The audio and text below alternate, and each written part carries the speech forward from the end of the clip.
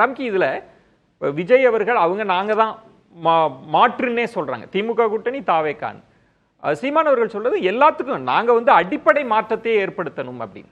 லட்சுமி அவர்கள் சொன்னதுல நுணுக்கமான பார்வைன்றது விஜய் அவர்கள் மைனாரிட்டி ஓட்டை வந்து பிரிக்கிறது, ஆன்டி பிஜேபி ஓட்டை திமுகவுக்கு போகாம பிரிக்கிறது, இப்படி ஒரு சூட்சமம் இருக்கு அப்படின்றது. ரவீந்திரன் துரைசாமி அவர்கள் சொல்றது அதிமுகவை தான் இவங்க பலவீனப்படுத்துறாங்கன்னா யாருக்கு பலமாக போறாங்க, யாருக்கு பலவீனமா போறாங்க இந்த ரெண்டு பேருன்ற ஒரு கேள்வி. இந்த ரெண்டு பேருடைய அரசியல் எந்த அளவுல வேறுபட்டு இருக்கு, சீமானுடைய அரசியலாகட்டும் விஜய் அரசியலாகட்டும், இதை தான் நம்ம பார்க்குறோம். இல்லை நீங்கள் ஒரிஜினல் என்ன சொல்றாருன்னா திமுகவோட கொள்கைகள் தாவேக்காவோட கொள்கைகள், காங்கிரஸ் என்ன சொல்லுதோ அதான் நாங்கள் சொல்றோம் அப்படின்னு அவர் சொல்வது மூலமாக அது திமுக காங்கிரஸ் பெரிதாக காயப்படுத்துறாரு. இருந்தாலும் அவர் சொல்றது என்ன விஷயம்னா அவங்க செய்யாததை நாங்கள் செய்கிறோம். அதாவது அவங்க பாஜக எதிர்ப்பு பண்றாங்கல்ல, திமுக கூட்டணி பாஜக எதிர்ப்பு நிலைப்பாடு இருக்குல்ல, அதை விட எங்களால் செய்ய முடியும் அப்படிங்கிறது தான் சொல்றாரு. அப்போ அப்படின்னா நான் அவர் குறி வைக்கிறது திமுக கூட்டணிக்கான ஆதரவான ஒரு வாக்குகளை தான்.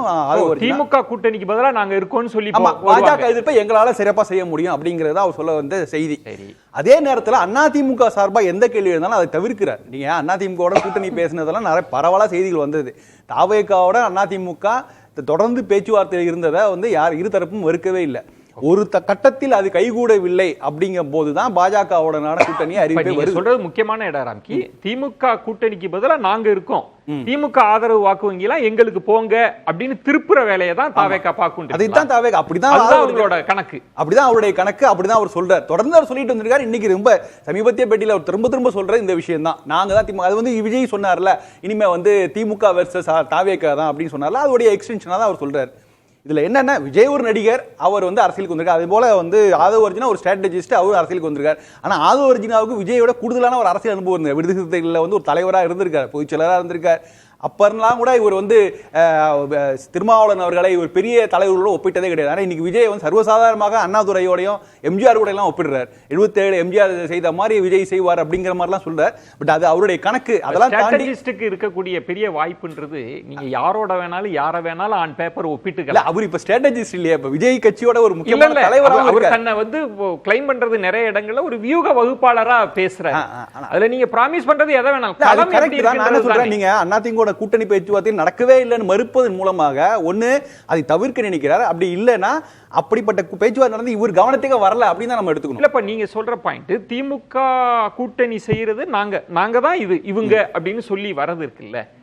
ஆனா களத்துல நீங்க இருக்கணும்ல. இப்ப ஆன்டி பிஜேபி ஓட்டு அப்படின்றது வந்து நீங்க இங்க தமிழ்நாட்டுல களமாடி பெறுவது இல்லை. நீங்க திமுக கூட்டணியை தாண்டி நாங்க இருக்கோம் அப்படின்னு சொன்னா மட்டும் அப்படியே அதுக்குதான் ஒரு டெட்லைன் சொல்றாரு. டிசம்பர் மாதம் பாருங்க, நான் ஜூன்ல இருந்து ஆரம்பிச்சு மக்களை சந்திக்க போகிறார் விஜய். டிசம்பர் மாதம் நாங்கள் ஒரு கூட்டணியை இறுதி செய்வோம், அப்ப பாருங்கிறாரு. அப்ப என்ன பாசிபிலிட்டி இருக்கு அப்படி என்ன கூட்டணினா யாரோட கூட்டணி? ஒரு கூட்டணி இது கிட்டத்தட்ட நம்ம வெளிப்படையாக சொல்லலாம், இது மக்கள் நல கூட்டணி 2.0 தான் உருவாக போயிருது. அப்படி ஒரு கூட்டணி மக்கள் நல கூட்டணியில வாக்குகள் வந்து குறைவாக கூட இருக்கலாம் அந்த அன்னைக்குன்னு. ஆனா ரொம்ப முக்கியமான கட்சிகள்லாம் அங்க இருந்தாங்க. கிரவுண்ட்ல இருக்கக்கூடிய கட்சி தேமுதிகவா இருக்கலாம், மதிமுகவா இருக்கலாம், இடதுசாரிகளா இருக்கலாம், விசிகாவா இருக்கலாம். நம்ம போற போக்குல மக்கள் நல கூட்டு அப்படி சொல்லிட முடியாது. எங்க இருக்கு கட்சிகள்னு கேக்குறேன். யாரு இருக்காங்கன்னு கேக்குறேன். அவர் என்ன சொல்ல, டிசம்பர்ல நாங்க உருவாக்குவோம் அப்படின்னு சொன்னாலே என்ன அர்த்தம்னா அவர் எதை மனிதர்கள் சொல்லுகிறாருன்னா நிச்சயமாக சீமான்குடன் விஜய் கூட்டணி சேருவதற்கான வாய்ப்புகள் லீஸ்ட் சினரியா தான் சொல்லலாம். அது நடக்குது வாய்ப்பு இல்ல. அப்ப எந்த கட்சிகள் வரும்? இப்ப ஏற்கனவே இருக்கிற பெரும்பாலான கட்சிகள் இரு தரப்புல அகாமடேட் ஆயாச்சு. ஒன்று நீங்க இந்தியா கூட்டணி சொல்லுங்க, இந்தியா கூட்டணி. ஆனா உண்மையிலே அது என்னன்னா ஒரு பாஜக எதிர்ப்பு முன்வைக்கிற ஒரு கூட்டணி, திமுக எதிர்ப்பை வைக்கிற கூட்டணி. இந்த இரண்டு கூட்டணியில இருந்து யாராவது பிரிந்து தம் பக்கம் அவர் நினைத்திருக்கலாம், நினைத்திருக்கலாம். அவர்களை வைத்து கூட்டணி இது கிட்டத்தட்ட பிராக்டிகலா கேக்குறேன். அப்படி எந்த கட்சி அப்படி ஒரு ஊசலாட்டத்தில் இருக்குன்னு அப்படி ஒரு நிலைமை நாடாளுமன்ற தேர்தல் சமயத்தில் எடப்பாடி மீது நம்ம திரும்ப கேள்வி வச்சோம். நீங்க உங்களால ஒரு கூட்டணி கட்டமைக்கிறேன்னு சொன்னார்ல, இப்ப எங்கேருந்து வரும் இந்த கூட்டணி அப்படிங்கும் போது அவர் அப்படி ஒரு கூட்டணியை அவரை கட்டமைக்க முடியவில்லை. சோ கிட்டத்தட்ட அந்த நிலைமையில தான் இருக்கு. ஆனா அதிமுகவோட தாவேக ஒப்பிட முடியாது. ஆனா அவங்க இவங்களுடைய நோக்கம் என்னவா இருக்குன்னா அதாவது நான் எப்படின்னா ஒரு கோர்ஸ் ஆஃப் கரெக்ஷன் ஓகே ஆதவர்ஜுனா வராத. ஏன்னா முதல்ல அவங்க பெரிய சர்க்கிள் முதல் கட்சியோடைய மாநாட்டிலே அவங்க என்ன சொன்னாங்கன்னா ஆட்சியில் பங்கு அனைவரும் பங்கு கதவு திறந்திருக்கு எல்லாரும் வாங்கன்னு சொன்னாங்க. அந்த இடத்திலேயே என்ன சொல்லியிருக்கலாம்னா பாஜக எதிர்ப்பை திமுக எதிர்ப்பை முன்வைக்கக்கூடிய கட்சிகள் வந்தீங்கன்னா கூட்டணி சேருவான்னு ஒரு சொல்லியிருந்தா கூட ஒரு கிளாரிட்டி கிடைச்சிருக்கும். ஆனா அவங்க அதை சொல்லவில்லை. யாரு வேணாலும் வாங்க அப்படி சொல்லும்போது யாருக்கெல்லாம் அதிகாரத்தின் மீது ஒரு ஆசை இருக்கோ அவங்க எல்லாம் வாங்க அப்படி சொன்னதை வந்து ஒரு சுயமரியாதை உள்ள ஒரு லெட்டர் பேட் கட்சிகள் கூட ஏற்கவில்லை. இன்னை வரைக்கும் அவங்க கூட கூட்டணி சேரல. சீமான் அவர்களோட கணக்கா நீங்க எதை பார்க்க இப்ப தாவேகாவுடைய பார்வைன்றது நாங்க திமுக கூட்டணியை ரீப்ளேஸ் பண்ணிக்குவோம், அந்த வாக்குகள்லாம் எங்களுக்கு போடுங்கன்ற ஒரு கணக்கு இருக்கு. சீமான் அவர்களோட கணக்கு என்ன? அவர் அதிமுக இப்போ கடுமையா விமர்சிக்கிறார். கண்ணீர் அஞ்சலி போராட்டத்தெல்லாம் நாடகம்னு சொல்ல அவருக்கு என்ன கணக்கு? சீமானுடைய அரசியல் மேல பல்வேறு மாற்று கருத்துல இருந்தாலும் அவருடைய அரசியல் வெளிப்படையான அரசியல். ஒரு 10 ஆண்டுகளாக ஏதோ ஒரு கொள்கையை சொல்லி வைறாரு.